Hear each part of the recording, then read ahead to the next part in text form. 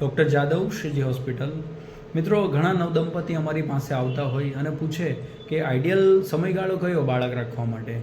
તો મિત્રો, 20થી 24 વર્ષનો સમયગાળો અને 25થી 29નો જે આ તબક્કો છે ત્યારે બાળક રાખવું સૌથી સારી અવસ્થા ગણાય છે। ત્યારે આપણી શરીરની તંદુરસ્તી, બીજની સંખ્યા, એની ગુણવત્તા સારી હોય છે।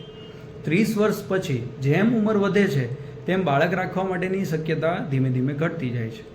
બહેનોમાં 35 વર્ષથી વધારે ઉંમર હોય અને પુરુષોમાં 45થી વધારે ઉંમર હોય તો બીજમાં એકદમ ઝડપથી ઘટાડો થાય, ત્યારબાદ બાળક રાખવામાં ખૂબ જ તકલીફ પડે છે અને કદાચ બાળક રહી જાય તો એ બાળક ખોટખાપણવાળું કે મનબુદ્ધિવાળું કે નબળું બાળક આવવાની શક્યતા પૂરી રહેલી હોય છે।